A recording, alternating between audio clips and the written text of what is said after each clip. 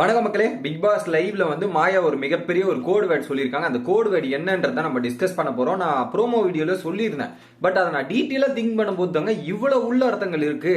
சரி, எதை சொல்றாங்கன்னு நான் லிங்க் பண்ணி பார்த்தா வேற லெவலான ஒரு விஷயம் கிடைச்சிருக்கு. என்ன அப்படின்றது பாத்தீங்கன்னா, ஸோ மாயா வந்து டைட்டில் வின்னர் யாருன்றது கிளியராகவே தெரிஞ்சிருது. மாயா வந்து அர்ச்சனா தான் வின் பண்ண போறாங்க, அர்ச்சனா தான் வின் பண்ண போறாங்கன்றது எல்லா இடத்துலையும் புலம்பிட்டு இருக்காங்க. நான் கூட பொட்டி எடுக்கிற லெவலுக்குலாம் போயிட்டாங்க. இந்த மாதிரி பல பிளான் பண்ணிட்டு இருக்காங்க. பூர்ணிமா கூட வெளியே போயிட்டு சப்போர்ட் பண்ணுங்க, ஓட்டு போடுங்கன்ற மாதிரி பூர்ணிமா கிட்ட இதெல்லாம் ஒரு பக்கம் பண்ணிட்டு இன்னைக்கு என்ன பண்ணாங்க தெரியுமா? பெட்ரூம்ல படுத்துட்டு இருக்கும்போது அவங்க அக்காவுக்கு ஒரு மெசேஜ் சொல்றாங்க. என்ன மெசேஜ் அப்படின்றது பாத்தீங்கன்னா, டீம் என் அக்காவுக்கு கால் பண்ணுங்க டீம். உடனே கால் பண்ணிட்டு எங்க வீட்டுல வந்து ஏசி போட சொல்லுங்க, ரொம்ப அர்ஜென்ட் ஏசி போட சொல்லுங்க அப்படின்ற மாதிரி சொல்றாங்க. நானும் யோசிச்சேன், ஏசி போட சொல்றாங்க ரொம்ப அர்ஜென்ட், எதுக்கா இருக்கும் அப்படின்றது யோசிச்சு பார்த்தா, வீட்டுக்குள்ள இருக்காங்க, பிக் பாஸ் வீட்டுக்குள்ள இருக்காங்க, அவங்க வெளியே கூட போல, எதுக்கு போய் ஏசி போடணும், எதுக்கு அர்ஜென்ட் அப்படின்றது யோசிக்கும் போது பாத்தீங்கன்னா அடுத்த டைலாக்ல நமக்கு விடை கிடைக்குது. எனக்கு ஃபேன் இல்ல, ஃபேன் வீட்டுல ஃபேன் இல்ல, ஃபேன் இல்லைங்க, அது ஃபேன்ஸ் இல்லையா, மாயாக்கு ஃபேன்ஸ் இல்ல. இவங்க மீன் பண்ற விஷயம் என்ன? ஃபேன் நம்ப கூடாது. ஒரு வீட்டுல ஃபேன் இல்லாம இருக்குமாங்க? எனக்கு புரியல. ஃபேன் இல்லாம இருக்குமா? இருக்காது. ஃபேன் இருக்கு, அதுவும் அர்ஜென்ட்ன்ற வார்த்தையை ஏன் மீன் பண்றாங்க? அர்ஜென்ட்ன்ற வார்த்தையை ஏன் மீன் பண்றாங்க?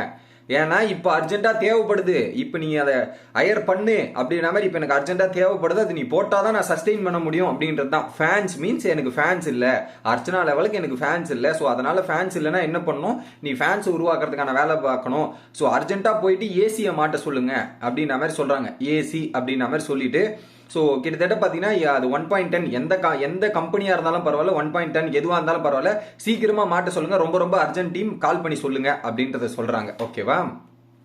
என்ன இன்ஃபர்மேஷன்? பிளான் என்ன? எனக்கு ஃபேன்ஸ் இல்லப்பா, அடுத்த ப்ராசஸ்ல இறக்கி விடுங்கப்பா, ஆட்களை இறக்கி விடுங்கப்பா, டீம் இறக்கி விடுங்க, செயல்படுத்தணும், எனக்கு பாட்ஸ் இறக்கி விடுங்க. இல்ல இது சொல்றாங்க பாரு, இதுதான் நியூஸ்.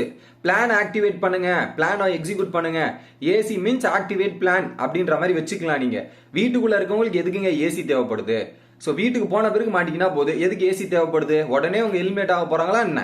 இல்ல. அப்புறம் எதுக்கு இப்படி சொல்றாங்கன்னா, ஸோ வெளியே போயிட்டு அவங்க இந்த ஓட்டிங் ப்ராசஸ்க்கான வேலையை பார்க்கணும். ஃபேன்ஸ் இல்லை, எனக்கு கம்மியாக இருக்குது, நான் இப்போ டேஞ்சர் ஜோனில் இருக்கேன். ஸோ உடனே அர்ஜென்ட் ஒரு 3 வாட்டி சொல்லும் போதே எனக்கு டவுட் வந்துருச்சு. 3 வாட்டி அர்ஜென்ட்ன்றாங்க, ஃபேன்ஸ் இல்லை, ஃபேன் இல்லைன்ற மாதிரி ஃபேன்ஸை மீன் பண்ணுறாங்க 2-3 வாட்டி. இது ஒரு பக்கம்.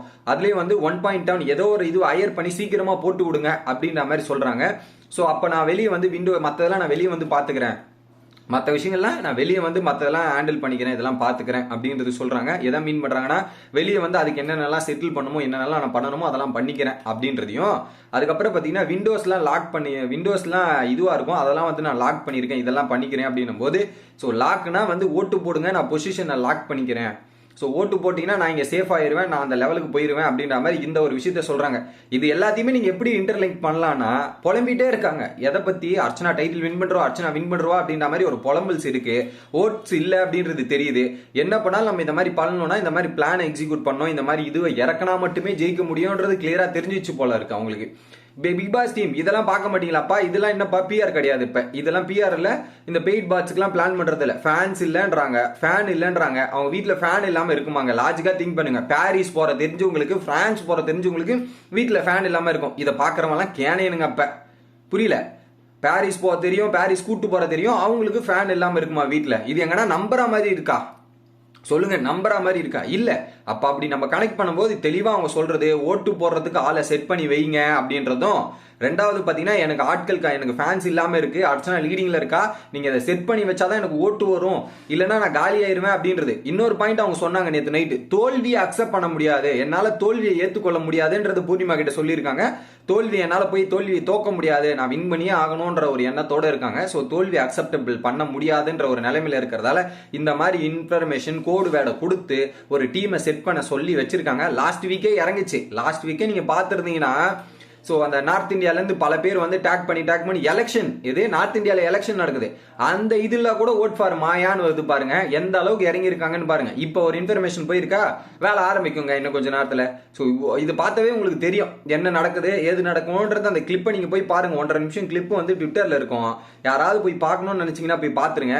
இதில் வந்து இவங்க பண்ணாங்க அவங்க பண்ணாங்கன்னு சொல்லுவாங்க. எனக்கு தெரிஞ்சு இவங்க வரதெல்லாம் ரொம்ப மோசமாக வந்துட்டு இருக்கு. கோடு வேர்டு டைரக்டாக கொடுத்து சப்போர்ட் பண்ணுங்க அப்படின்ற மாதிரி சொல்லியிருக்காங்க. பார்த்து உங்களோட கமெண்ட்ஸ் போட்டுருங்க மக்களே.